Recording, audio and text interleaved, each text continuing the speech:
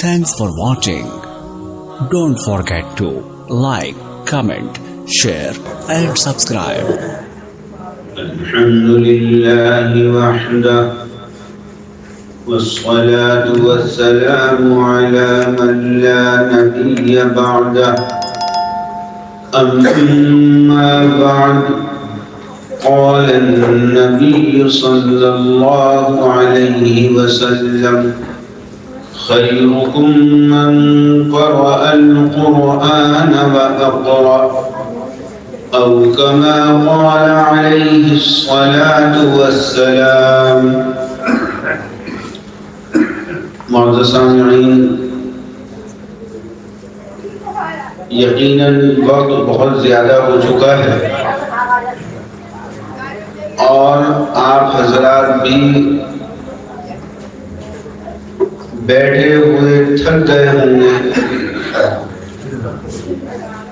بھوک کا بھی وقت ہے، بھوک بھی لگ رہی ہوگی،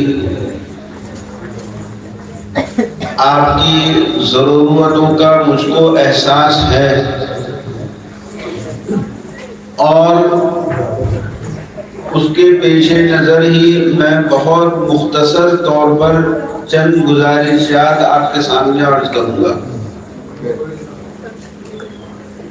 میرے عزیزوں اور دوستوں، دنیا میں دو قسم کے لوگ ہیں.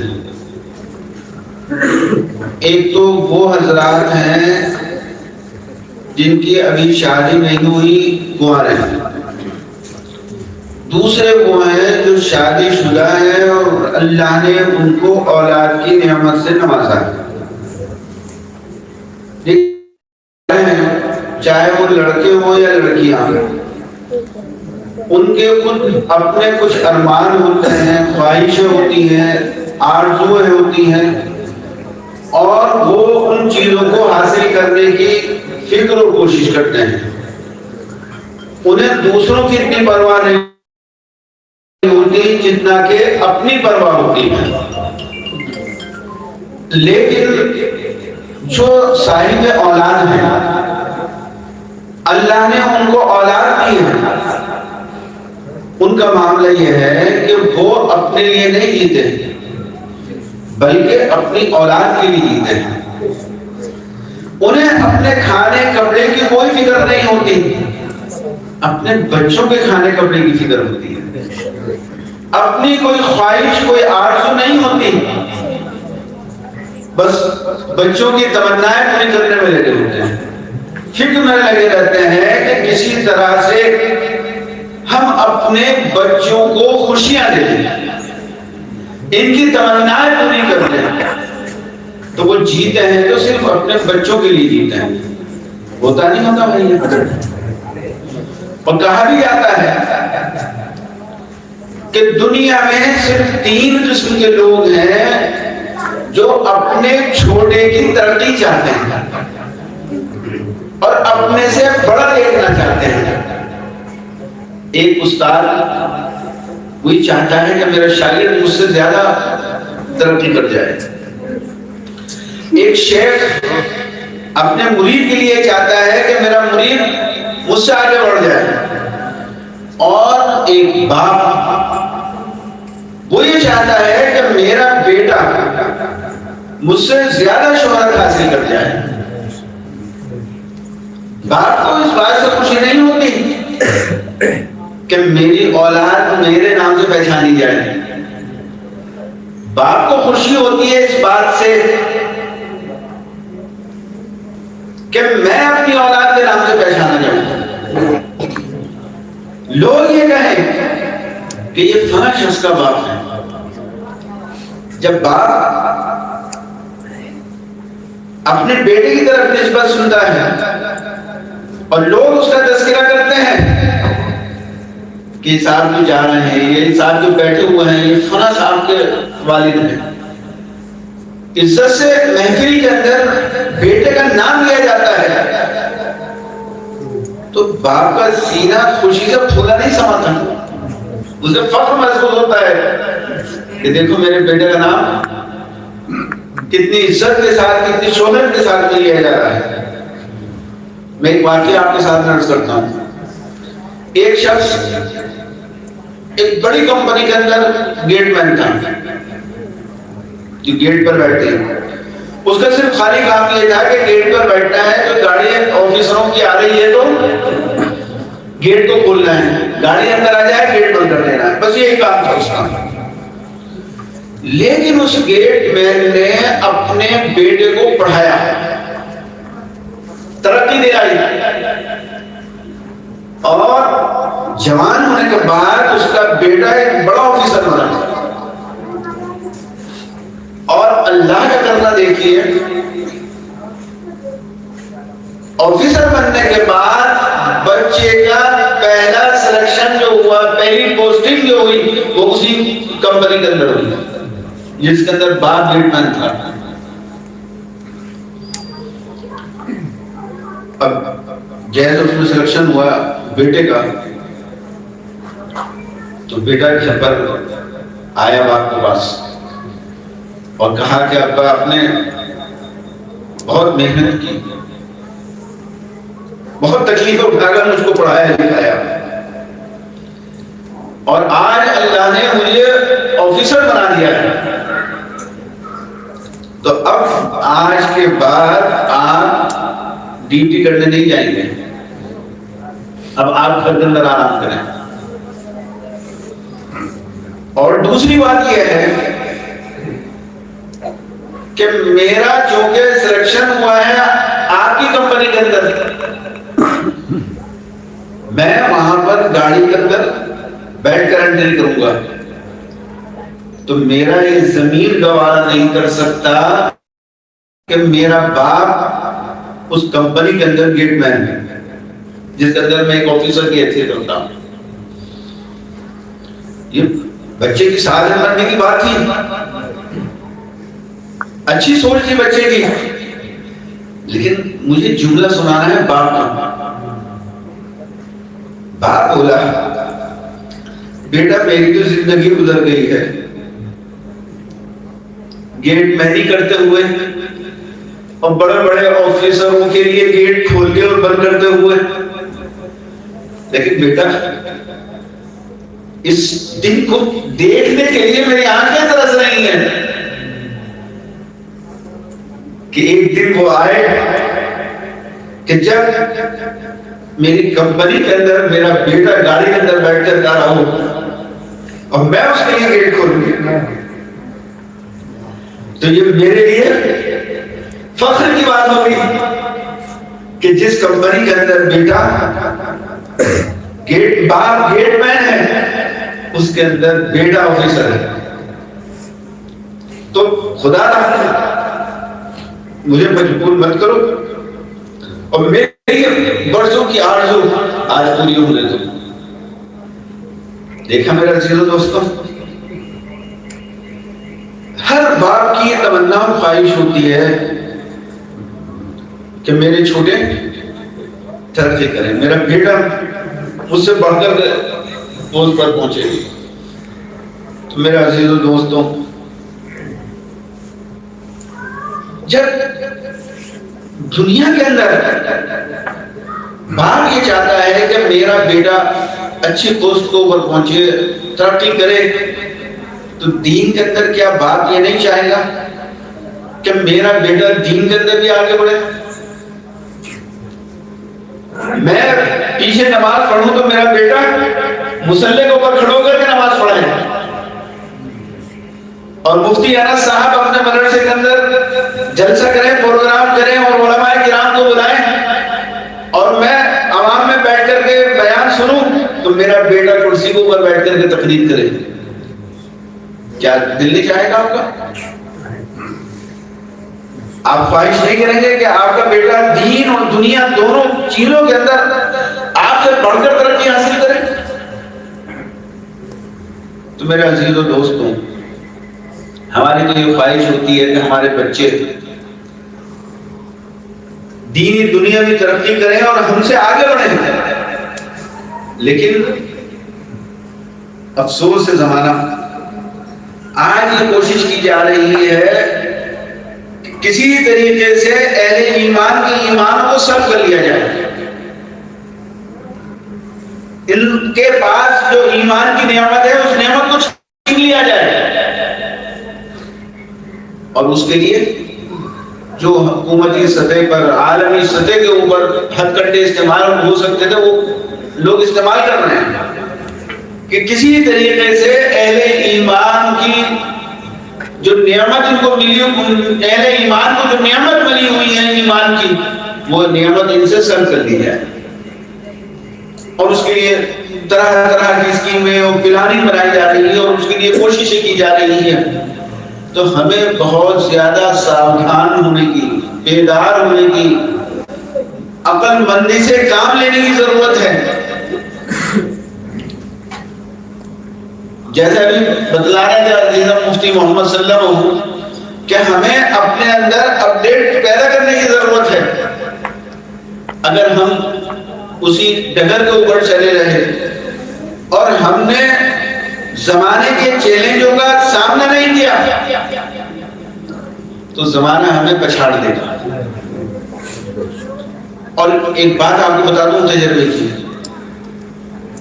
دنیا کے اندر کوئی کمپنی ہو، کوئی فرم ہو جو اپنا کوئی پروڈکٹ بناتی ہے،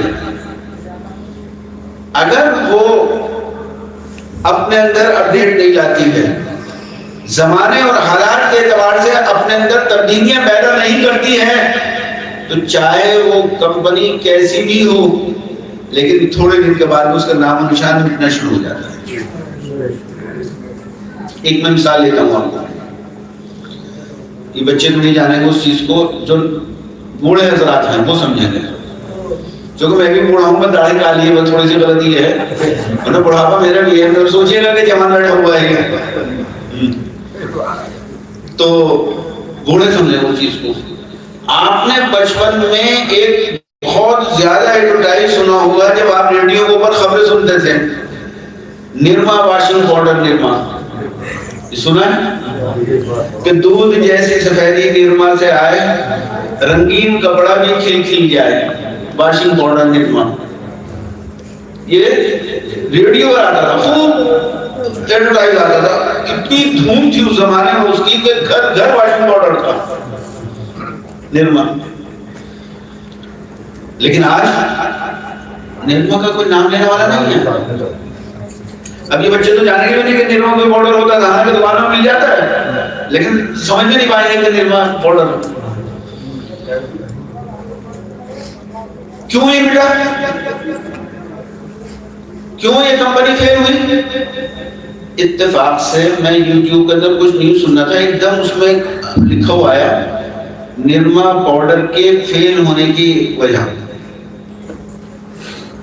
تو مجھے بھی ایک دم یاد آ گیا پرانا زمانہ کہ وہ نرما تو وہی ہمارے زمانے کا ہے اور یہ فیل ہو گیا، واقعی نام نہیں آتا، میں نے اس کو سنا۔ پھر آپ بھی جانے پہ سن لیجیے گا اس بات کو، جو اور حضرات غائبانہ سن رہے ہیں میں آپ کو وہ بھی دیکھ لیجیے گا اس چیز کو، یوٹیوب پہ کھلیے گا، نرما کیوں ناکام ہوا ہے، کچھ بھی لکھیں گے، نرما کا نام لکھیں گے، وہ آ جائے گا بہت آٹومیٹک۔ تو میں نے پھر اس کی وجہ سے پڑھی سنی کہ کیا کہہ رہا ہے اس کے اندر یہ، تو اس کا خلاصہ اور لب لباب یہ تھا کہ نرما نے ایک مقبولیت حاصل کی اور عروج کے اوپر پہنچا، یعنی وہ بہت لمبی کہانی ہے، وہ بالکل سائیکل کو لے کر کے چلا تھا شروع میں، ماسٹر سے وہ اتنی بڑی کمپنی بنی اس کی، وہ اتنا وقت نہیں ہے۔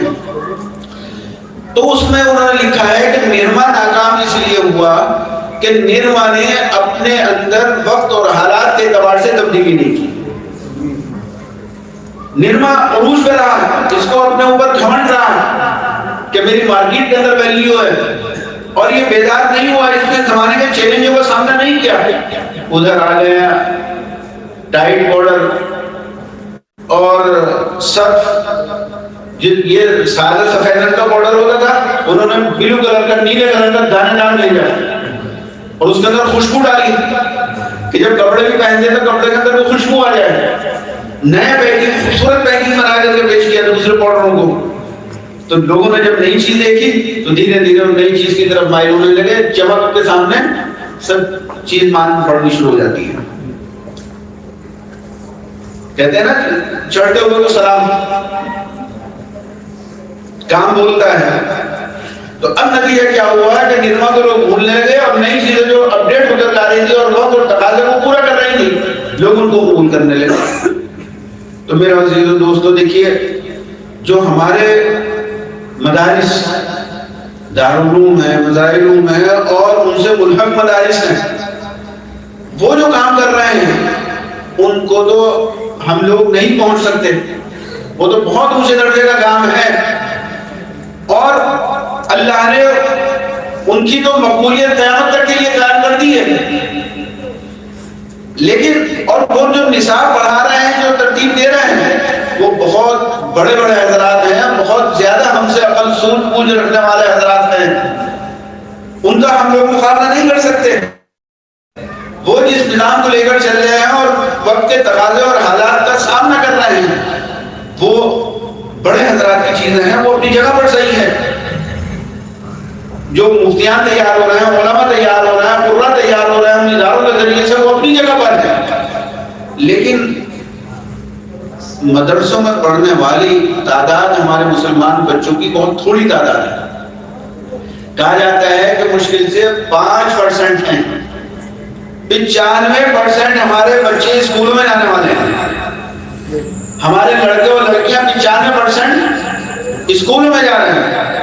اور وہ جو سارا سسٹم ہے، وہ سارا جو نظام چل رہا ہے، وہ غیروں کے ہاتھوں میں چل رہا ہے، اپنے ہاتھوں میں نہیں.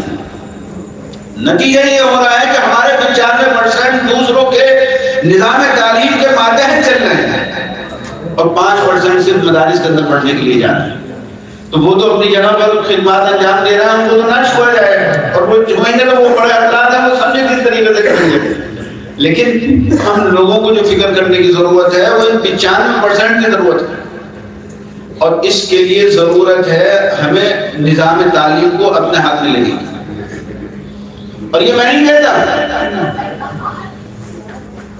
ایک ہمارے بڑے عالم دین گزرے ہیں حضرت مفتی شفیع صاحب نور اللہ مرقدہ،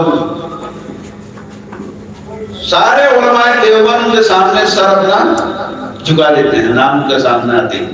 اگر ان کے نام لے لیے جائے اور حوالے سے ان کو کوئی چیز پیش کر دی جائے تو کوئی لب کشائی نہیں کر سکتا ہے. اتنی بڑی شخصیت ہے، اتنی عظیم مرتبہ اور مقبولیت رکھنے والے صاحب. ان کے بارے میں لکھا ہے کہ جب حضرت افریقہ تشریف لے کر گئے، اور کب گئے ہوں گے حضرت افریقہ کے انتقال کو بھی تو مدت ہو چکی، 50-60 کم سے کم سال پہلے کی بات ہے. لکھا ہے کہ حضرت جب اس زمانے میں 50-60 سال پہلے سے بھی زیادہ کا عرصہ ہو گیا ہوگا، جب ساؤتھ افریقہ تشریف لے کر گئے، حضرت نے ہر جگہ جا کر کوششیں کی کہ نظام تعلیم یہ اپنے ہاتھوں میں لیں، اپنے ادارے قائم کیے جائیں اور اس کے اندر اصلی تعلیم دی جائے. اس زمانے میں حضرت مفتی شفیع صاحب نور اللہ مرقدہ افریقہ کے علاقے کے اندر جا کر حالات کو دیکھ کر یہ حکم دے رہے ہیں کہ مدارس میں جانے والے بچوں کی تعداد بہت تھوڑی ہے، اسکول کالجوں میں جانے والے بچوں کی تعداد زیادہ ہے، لہذا اگر ہم نے یہ نظام تعلیم اصلی اپنے ہاتھوں میں نہیں لیا تو ہمارے بچوں کے ایمان کی خیر نہیں. بتائیے انہوں نے اس زمانے کے اندر یہ حکم جاری کیا. اور اس وقت کے موجودہ کابرین میں ہمارے حضرت مفتی تقی عثمانی صاحب، حضرت نے خود اپنے بارے میں لکھا ہے کہ جب میں پہلی مرتبہ سن 1978 میں پہلی مرتبہ امریکہ گیا، تو امریکہ جن صاحب نے مجھے بلایا تھا تو بیان سے پہلے کھانے کا پروگرام تھا. مدعو کہا گیا کہ چلیے پہلے کھانا کھا لیجیے. کھانے کے لیے جب ہم لوگ پہنچے تو مفتی صاحب فرماتے ہیں کہ ایک بڑا ہال تھا جس کے اندر مرد اور عورتیں سارے کے سارے موجود، اور عورتیں بھی بے حیائی اور عریانی لباس کے اندر، گندے لباس کے اندر وہ وہاں پر موجود، ساتھ جیسے آدمی. اور ایسے ماحول کے اندر پہنچے اور وہاں سب ایک ساتھ کھانا لگا ہوا، کہا گیا کھانا کھائیں. تو حضرت مفتی صاحب نے اپنے میزبان کو بلایا، کہا کہ یہ کیا ہے، اور پھر بعد میں اور چیزیں دیکھی تو گانے اور میوزک یہ سب چیزیں چل رہی ہیں. تو حضرت کو بڑی تکلیف ہوئی، اور حضرت نے اور ساتھیوں نے اپنے میزبان کو بلا کر کے کہا کہ حضرت یہ کیا ہے، کیا ہے یہ آپ لوگوں نے کہاں بلا لیا؟ بتایا ان لوگوں نے وہاں اس وقت کے حالات میں کہ حضرت یہاں حال یہ ہے کہ یہ صرف نام کے مسلمان ہیں، نام کی وجہ سے یہ مسلمان ہیں، بقیہ انہیں اسلام کے بارے میں کچھ خبر نہیں ہے۔ اور اگر ہماری دوری اور علماء کی دوری ان لوگوں سے رہی تو یہ جو نام باقی ہے تھوڑے دن میں نام بھی ختم ہو جائے گا اور یہ بالکل دین سے خارج ہو جائیں گے۔ ویسے تو دین سے خارج اب بھی ہیں، صرف نام کے مسلمان ہیں، ورنہ یہ نام کے بھی مسلمان نہیں رہیں گے۔ نتیجہ یہ ہوا مفتی تقی عثمانی صاحب کا، بڑے بڑے علماء کا پھر وہاں آنا جانا ہوا۔ الحمدللہ یورپ کے علاقے کے اندر، امریکہ جیسی جگہوں میں مدارس قائم ہیں اور دینی تنظیمیں ہیں اور کام کر رہی ہیں اور بڑے کام ہو رہے ہیں ماشاءاللہ۔ تو بتانا میرا عزیز دوستو یہی ہے کہ اگر ہم بے خبر رہے اور اپنے آپ کو ہم نے اپڈیٹ نہیں کیا، نظام تعلیم کو عصری اپنے ہاتھ میں نہیں لیا، تو نتیجہ دور نہیں ہے، وہ وقت دور نہیں ہے کہ جب امریکہ اور افریقہ جیسے حالات یہاں ہمارے اسکول کے اندر بھی جائیں گے۔ صرف ہم لوگ نام کا مسلمان ہوں گے، بقیہ عملی طور پر مسلمان نہیں ہوں گے۔ اس لیے اب یہ کوششیں کی جا رہی ہیں کہ کسی طریقے سے جو ملک کے اندر اقتدار کی کیفیت پیدا ہوتی جا رہی ہے، کثرت کے ساتھ لوگ مرتد ہو رہے ہیں، ان کے ایمان کی بچانے کی فکر کی جائے۔ تاریخ کے اندر کبھی ایسا دور نہیں آیا کہ اتنی کثرت کے ساتھ لوگ اقتدار اختیار کر رہے ہیں۔ اسلام سے مرتد ہو رہا ہوں جتنا اس زمانے کے اندر ہو رہا ہے، لہذا اس ارتداد کو روکنے کی ضرورت ہے، اس کو سنبھالنے کی ضرورت ہے۔ تو میرے عزیز دوستوں ہمیں فکر کرنی چاہیے اور یہ کوشش کرنی چاہیے کہ ہم نظام تعلیم کو اپنے ہاتھ کے اندر لیں اور اپنی قوم کو مرتد ہونے سے بچائیں، ورنہ نتیجہ یہ ہوگا کہ بس صرف نام کے مسلمان ہوں گے، ورنہ ایمان سے کوئی تعلق ہمارا باقی نہیں رہے گا۔ ہم کو چاہیے کہ ہم اپنے آنے والے نسلوں کے اور اپنی اولادوں کے ایمان کی فکر کریں۔ آج صرف گناہوں سے روکنا کافی نہیں ہو رہا ہے، ایمان کے بچانے کی فکر ہو رہی ہے کہ کسی طریقے سے اپنے بچوں کا اور اپنے آنے والی نسلوں کے ایمان کو ہم محفوظ کر سکیں۔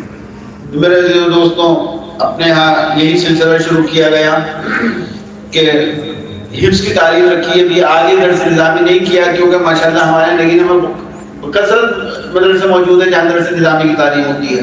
ہم بھی ایسے اگر ایک مدرسے کھول لیں تو کون سا کمال کیا؟ ارے دینی تعلیم کے لیے اور درس نظامی کی تعلیم کے لیے ہمارے علاقے کے اندر جو مدرسے ہیں وہ کام کر رہے ہیں ماشاءاللہ، ان سے ضرورتیں پوری ہو رہی ہیں۔ اب ہم نئے طریقے سے کام شروع کریں اور اس کے اندر باقاعدہ طور پر بچوں کو دین کے ساتھ میں عصری تعلیم بھی دیں، دونوں تعلیم ہونی چاہیے۔ تو ہمارے یہاں مدرسے کے اندر دو کورس پڑھائے جا رہے ہیں، ایک ہے مدرسہ کم اسکول اور دوسرا ہے اسکول کم مدرسہ، یہ انگریزی لفظ ہے۔ مدرسہ کم اسکول کا مطلب یہ ہے کہ مثلا 6 گھنٹے تعلیم ہوتی ہے تو 6 گھنٹے تعلیم میں 5 گھنٹے تو مدرسے کی تعلیم ہوگی اور 1 گھنٹہ اسکولی تعلیم ہوگی، جس کا یہ نمونہ آپ نے ابھی بچوں کو دیکھا۔ انہیں صرف 1 گھنٹہ پڑھایا جاتا ہے انگلش کا اور اس عصری تعلیم کا، باقی 5 گھنٹے ہی اپنا قرآن پاک کو پڑھتے ہیں۔ اور دوسرا نظام ہے اسکول کم مدرسہ، اس کے اندر یہ ہوگا کہ 5 گھنٹے اسکولی تعلیم ہوگی اور 1 گھنٹہ اسلامی تعلیم دی جائے گی، اس کی ضرورت کو وہاں سے پورا کیا جائے گا۔ تو آپ یہاں پر بھی یہ سلسلہ ماشاءاللہ مفتی صاحب نے شروع کیا ہے کہ اپنا دینی اور عصری دونوں تعلیم کا نظام یہاں چلے گا۔ آپ اپنے بچوں کی اس کی فکر کیجئے اور اس میں جس طریقے سے بھی آپ کے تعاون کی ضرورت ہے، جانی مالی اور وقت کی اور صلاح مشورے کی، وہ آپ آگے کو ضرور دیں اور ساتھ دیں اور ایک نمونہ بنائیں کہ تاکہ دوسری جگہوں پر بھی اس طریقے کے سلسلے قائم ہوں۔ اللہ پاک ہمارے قوم کے مسلمانوں کو ابتداء سے محفوظ فرمائے اور اللہ اور اس کا رسول کا سچا عاشق اور محبوب بنائے۔ وآخر دعوانا الحمدللہ رب العالمین۔